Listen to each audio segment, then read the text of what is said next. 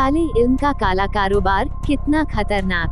भोपाल, मध्य प्रदेश के पिपलानी इलाके में रहने वाली ममता बाई बदला नाम की शादी को 10 साल हो चुके थे।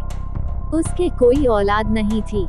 एक दिन वो अखबार में छपे गारंटी व मनचाही औलाद देने का दावा करने वाले एक तांत्रिक के पास गई और उसे अपनी समस्या बताई। अगले दिन ही तांत्रिक उसके घर आया और पूजा पाठ, तंत्र मंत्र का पाखंड करके ममता से बोला, घर में रखे जेवरों में खराबी आ गई है। उनमें खतरनाक ब्रह्म राक्षस का वास हो गया है। उन्हें शुद्ध करना पड़ेगा। तांत्रिक के कहने पर ममता घर में रखे सारे जेवर ले आई। जेवर देखकर तांत्रिक ने कहा, घर में और भी जेवर रखे हैं, उन्हें भी ले आओ। ममता ने बताया, वे जेवर तो मेरी सास के हैं। लेकिन तांत्रिक ने उन जेवरों को भी लाने के लिए कहा। ममता ने सास के जेवरों का बॉक्स लाकर तांत्रिक के सामने रख दिया। तांत्रिक ने जेवरों की पूजा की, जिससे कमरे में धुआं हो गया।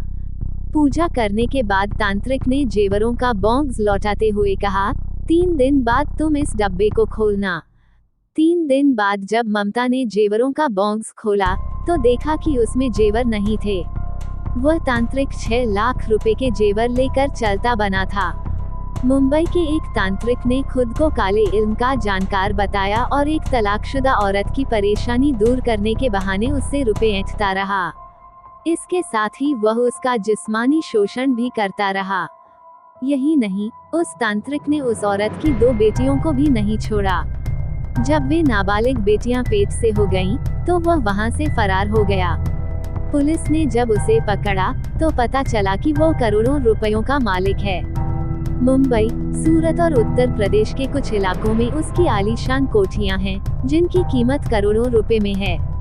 आज के जमाने में भी लोगों का वशीकरण व काला जादू जैसी बातों पर यकीन है। इसके चलते काले इल्म का कारोबार काफी बढ़ रहा है। भारत के छोटे बड़े शहरों से निकलने वाले अखबारों, पत्रिकाओं और टेलीविजन में टोना टोटका करने वाले बाबाओं के इश्तिहार सबसे ज्यादा छपते हैं। ऐसे इश्तिहारों में 100% गारंटी, तुरंत असर, काम न होने पर पैसा वापस करने जैसी बातें कही जाती हैं। इन बातों को पढ़कर लोग तांत्रिकों के पास दौड़े दौड़े पहुंच जाते हैं।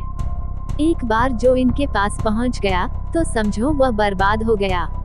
बाबा समस्या दूर करने के बजाय उसकी जिंदगी में नई समस्या पैदा कर देते हैं। वे पूजा पाठ के नाम पर लोगों से पैसा वसूलते हैं। समस्या का समाधान न होने पर बड़ी समस्या बताकर बड़ी पूजा यानी बड़ा खर्च बताते हैं। पूजा न करवाने पर उल्टा लोगों पर असर होने का डर दिखाकर पैसा ऐंठते हैं। ये तथाकथित बाबा अपने नाम के आगे मुल्ला, फकीर, तांत्रिक, पंडित, भक्त, उपासक, सूफी, काले इल्म के माहिर, आलिमों के आलिम, सच्चा फकीर, पहुँचे हुए तांत्रिक, खानदानी मियाँ जैसी बातें लिखते हैं। इसके अलावा मुठमारन विशेषज्ञ, काली शक्ति के उपासक, बाबा सम्राट जैसी बातें लिखी होती हैं। इन्हें पढ़कर लगता है जैसे ये उनकी डिग्रियां हैं। अब तो ये बाबा 100% की गारंटी नहीं, बल्कि 5000-11,000% की गारंटी देते हैं। मेरे से पहले जो काम करके दिखाएगा उसे 51 लाख रुपए का इनाम दिया जाएगा। और एक तांत्रिक ने तो 54 टाइम गोल्ड मेडल विजेता लिख रखा था। पता नहीं इन्हें कौन गोल्ड मेडल बांट रहा है। एक बाबा ने दावा किया है कि अब तक वो 76,586 केस हल कर चुका है। उसकी बात पर यकीन करें तो कह सकते हैं कि उसके पास इतने बेवकूफ पहुंच चुके हैं। इन बाबाओं के चेले शहर या मोहल्ले में घूम घूम कर प्रचार करते हैं। पान की गुमटी, चाय की दुकान वगैरह जगहों पर इन बाबाओं की झठी खूबियों का बखान करके वे लोगों को अपनी ओर करते हैं। इन बाबाओं का टारगेट ज्यादातर ऐसे लोग होते हैं जिनके पास खूब पैसा होता है पर परेशान रहते हैं।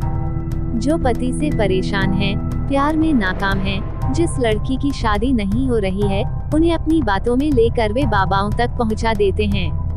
बाबा धीरे धीरे उसे अपने असर में लेने लगता है।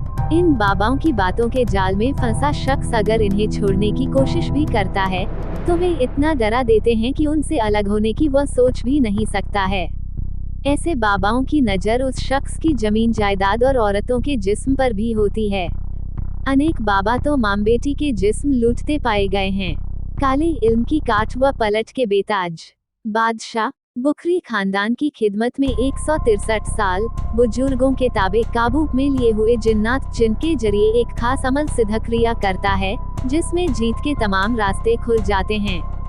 मेरी अमल से संगदिल महबूब बेपनाह मोहब्बत करने वाला बन जाएगा। आलिमों के आलिम जिन्नात द्वारा मनचाहा काम करवाने की बात लिखी होती है। उनका दावा है कि किसी की आवाज, हाथ से लिखा पर्चा, पहना हुआ कपड़ा, शरीर के किसी भी हिस्से के बाल या नाखून, फोटो होने पर उसके ऊपर कोई भी काम किया जा सकता है। कहा जाता है, बेवकूफ बनने के लिए लोग तैयार बैठे हैं, बस उन्हें बेवकूफ बनाने वाला चाहिए। इसकी वजह से काले इल्म वाले बाबाओं की काली दुकानदारी जमकर चल रही है।